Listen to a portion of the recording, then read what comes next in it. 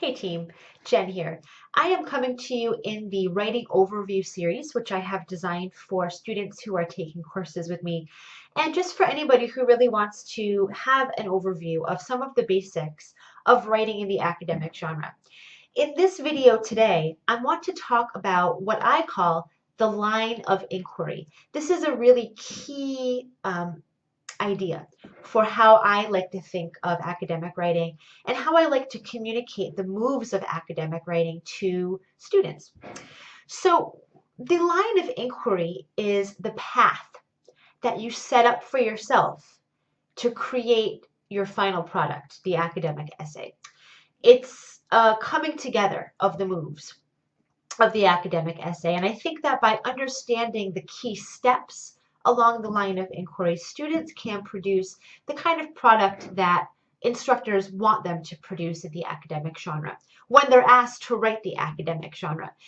If you're not sure what the academic genre is, feel free to watch a different video in this series called What is the Academic Essay? That'll give you some insights into what the heck this thing is, this monster, the academic essay. Anyway, to first understand the line of inquiry, it's important to understand what is meant by inquiry in this context. When you develop a line of inquiry, you're developing a path that moves toward active questioning, right? So inquiry means the process of inquiring about something. You're wondering about something. You have some questions pertaining to something.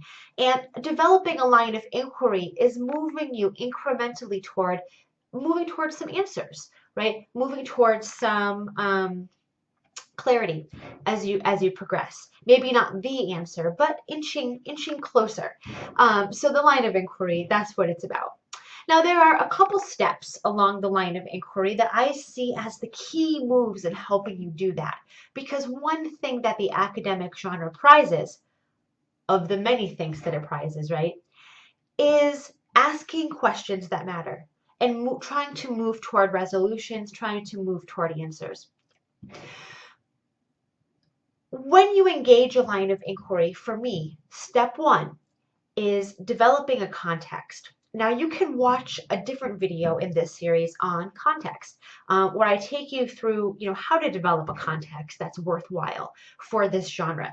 But for now, we'll just talk about it in a more abstract way. Step one, you need to land on a context. That context begins with you.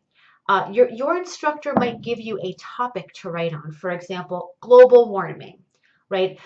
It's not a very good idea to try to write an essay on global warming in general for all time, for all areas, forever and ever, right? It's far too broad. It's not really interesting. It's hard to get down and dirty in something broad like global warming. So if you're asked to write a paper on global warming, you need to contextualize that topic for you. So in other words, you have to find a way into global warming that is yours and yours alone.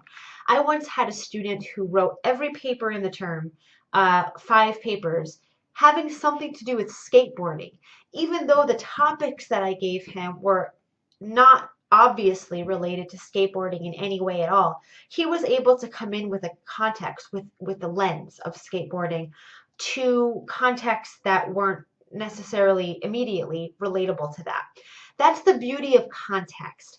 One of my books that are coming out soon on the Victorian zombie is a good example of contextualization because it shows, whoever reads zombies, I'm obsessed with zombie culture right now, who reads zombies into Jane Eyre or, the Victorian culture. Nobody does, right? So it's you taking something that you are passionate about and finding some connection to global warming, right? That's your way in. And from there, narrowing and refining that context. Anyway, watch my video on context. It'll show you how to do things like that. But you have to begin with a context. That is step one for your line of inquiry. Because without that step, that crucial step, the other steps really aren't going to fall into place. Step one, identify a context. Step two, is to problematize some aspect of that context, because one of the hallmarks of the academic genre is argument. Now, you can watch another video in this series where I can explain to you how to make an argument that works in the academic genre. But for now, we're going to talk about it in a general way. Step 2 for me is to problematize, right?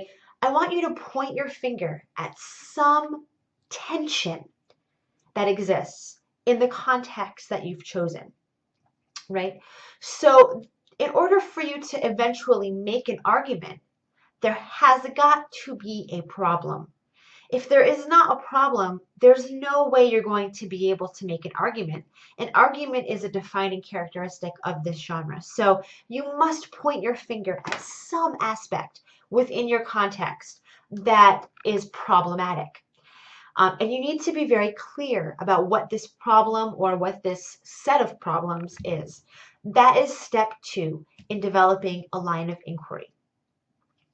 Step 3 for developing your line of inquiry is making the argument or the set of arguments, depending on how your essay is working. Now, argumentation has three, I think I just put up 2 fingers. Argumentation has 3 elements to it. You can watch my video on argument in another series, in this series, in another video. But argument has 3 aspects that I want you to keep in mind. The first one is the argument itself. It's very important to think of argument as the true articulation of ethos, one of Aristotle's 3 appeals. You can watch another video where I talk about the 3 appeals on rhetoric.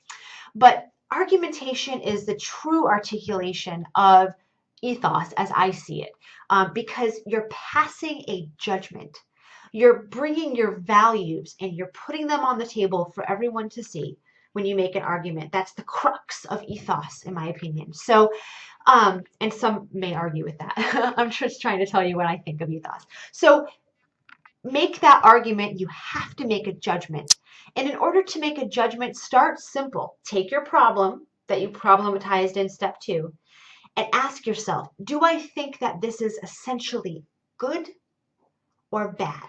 Start at square one. Is it right? Is it wrong? Is it just? Is it unjust? You must judge it. You must. Because without a judgment, you cannot have an argument. And judgment is not a comfortable thing for many students to do. And it takes practice. But keep in mind that that's the thing that's going to get you to the argument, is making a judgment on the problem, right? The second aspect of the argument, besides the argument itself, the judgment, is the counter argument. Now, inserting a naysayer into your line of inquiry as part of your argument is absolutely necessary. And it's such an excellent and sophisticated aspect of academic writing. You can learn more about how to do that in my installment on argument, but for now, we'll talk about it broadly. And the third aspect of the argument process is stakes. Stakes, in my opinion, that's the selling point of the argument. That is the so what, the big so what that the instructors are always asking you for. That's the stakes. That's when you have a sense about why the argument matters. Not so much what the argument is, but why it matters. And you can watch my video on stakes in a different installment. But for now, we're talking about it broadly. So step 3 along the line of inquiry is your argument. That's a 3-pronged step: argument, counter argument, and stakes. Step 4 for me along the line of inquiry is evidence. Evidence can be a pretty complicated thing. First of all, there's evidence from the primary texts or text, however many you're using. And there's also sometimes evidence from secondary sources if you're being asked for that. And there are very sophisticated ways and mindful ways to use both of those types of sources in your essay, and other types of sources such as personal experience or interviews or, song lyrics. There are many forms of evidence that you can use. But the fourth step along the line of inquiry is engaging the evidence, engaging a kind of discussion in your paper about your topic. You can watch another overview video that goes into more detail about how to use evidence well. But for now, talking about it broadly. And you want to think about using sources to both forward and counter your line of inquiry. In another video about evidence, I can give you some tips about how to do that. But you want to use evidence mindfully, introducing it in your context, following it up, applying it to your context at every step of the way. And evidence is a great form of logos, another one of Aristotle's three appeals. And it ought to be in every paragraph, even your introduction, even your conclusion. You can watch my video on introductions and conclusions in other installments. And finally, the fifth step along the line of inquiry, as I see it, is development. Development. That's when you go back and you develop your ideas more. You unpack your ideas. You make sure, for example, that there's a balance of the three appeals in your essay. You go back, for example, and make sure that your paragraphs are fully unpacked. You can watch a video on how to unpack your paragraphs in another installment in this series. But there you have it. That is my 5-step surefire way to move along the line of inquiry, progressing toward the ultimate outcome of the academic genre. I hope that's helpful for you. Feel free to access the other essays in my installment to give you more information about what the heck is a naysayer anyway. I'll see you there.